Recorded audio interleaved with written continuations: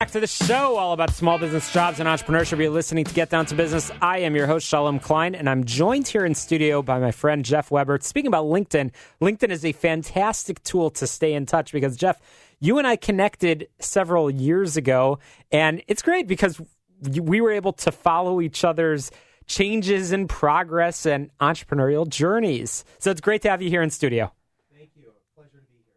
Absolutely. So thrilled to have you here on Get Down to Business.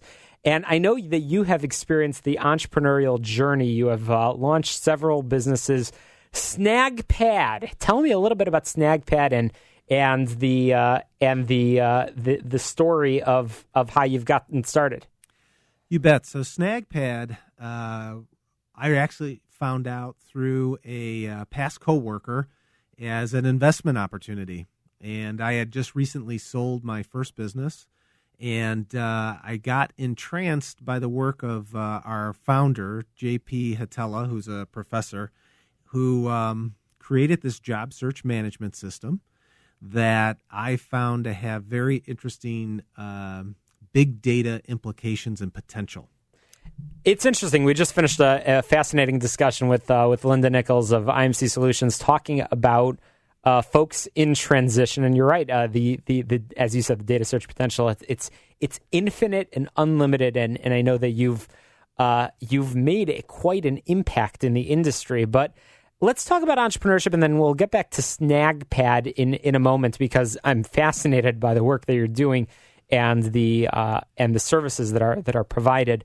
But let's talk about three letters that I know you lived and breathed, like many entrepreneurs, for a long time. TRC. What does that mean to you? Yes. At first, a very long name, Technology Resource Center, which became a terrible name for a startup because nobody could pronounce it correctly or say it right. So we went to the acronym TRC, and that stuck. But that's a company that I had started in 1995 and really was, you could say, my life stream. I always wanted to have my own business shared by many. And like nowadays, entrepreneurism it's a sexy thing, right? You see a lot of the younger millennials very interested in it. College programs have exploded in terms of teaching and promoting entrepreneurial studies, which I won't date myself, but didn't exist back in the day. Sure. There wasn't a roadmap. There really weren't mentors and incubators and accelerators and all the resources you see today. But through working at a company that that was involved in early stage technology, this is going back into the early 90s, CD-ROMs were out and so forth. And I learned the business. I learned retail catalog business, direct mail, selling technology, particularly to schools. And in the company I was working for was in the K-12 space. I said, why can't we do this in higher ed? And I went through all of your research and testing and iteration. And finally, everything was saying that this idea was right and I should replicate the business model that I was working at and apply it to higher ed.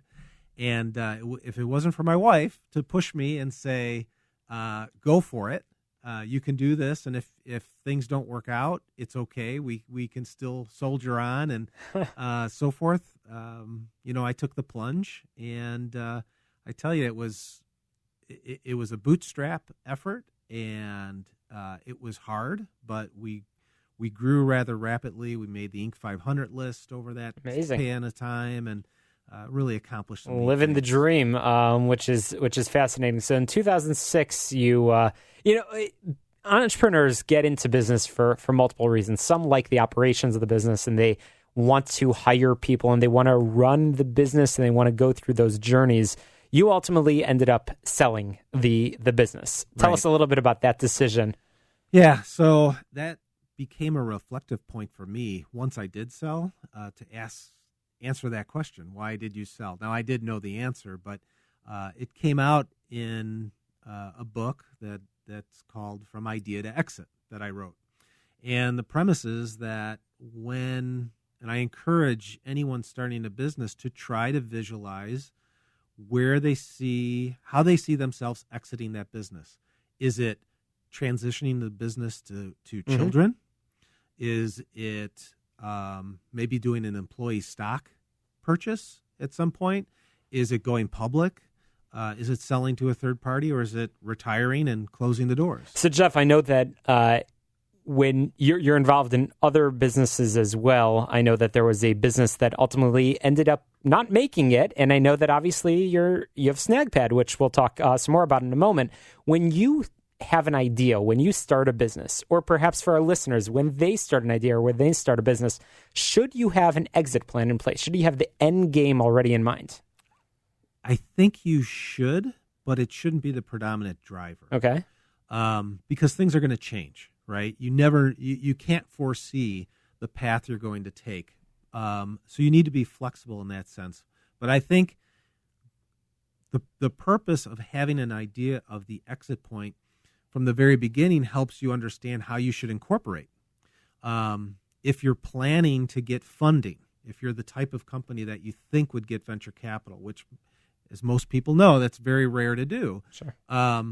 Then you likely want to incorporate as a C Corp, maybe in Delaware.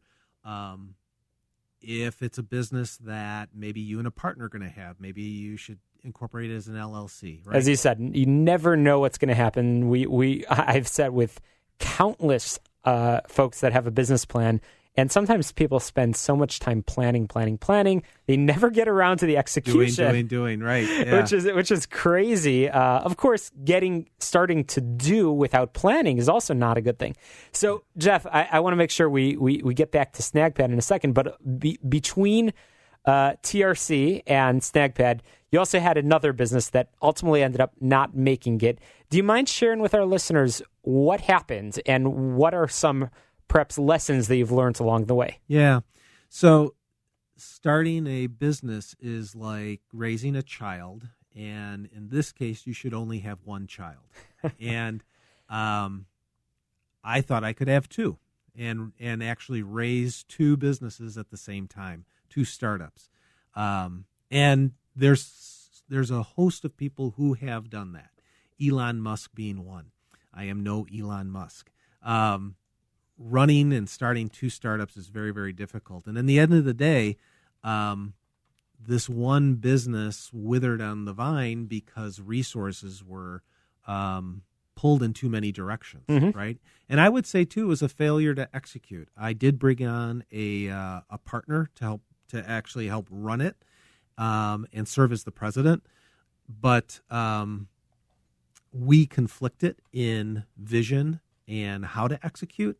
And that friction is really the ultimate demise of not getting to the customer and not realizing the hypothesis of what the business could do. So you've learned the lessons along the way. You're now involved in the ongoing story of Snagbed, because I know it's a story that's still being written. Yeah. So tell us in a little bit greater detail, who are you working with, and perhaps, I guess, how our listeners can be a resource to you. Sure, thank you. So the Snagbed evolved. So its original vision when we started was to have it, and Snagbed is a job search management system. It's actually a two-sided model, one that serves as a CRM and a coach for job seekers, and on the other side, it serves for coaches or counselors that are supporting job seekers. The business model itself actually earns revenue from the coach component. So we saw different verticals, college career centers, outplacement, and workforce development. As we grew and evolved, and as the product grew and evolved, we actually found our niche in workforce development and supporting job seekers who are obtaining social assistance, SNAP and TANF programs, to be specific. Fascinating. So, Jeff, I know that you've written a book, and I know I know that you have a lot of advice to share. But the truth is, I actually think that perhaps somebody should write a book about you, because I know that the story is still being told, and I know that Snagbed is a company that we should all be following. And Jeff, I'd love to continue that discussion with you, talk in greater detail, because I have a feeling we're going to be hearing a lot more from this company and from this entrepreneur. Jeff Weber, the founder of Snagbed, as well as many other entrepreneurial ventures. We are actually out of time, and I want to make sure our listeners can get a hold of you. How can people find you other than LinkedIn? Other than LinkedIn, well, the best bet is my email, and that is jweber, JWEBER, at snagpad, snagpad.com. Fantastic. Jeff Weber of Snagbed, thanks for joining us here on Get Down to Business. After this quick break, we'll be right back with more about small business, jobs, and entrepreneurship. Don't touch that dial. Chicago will be right back.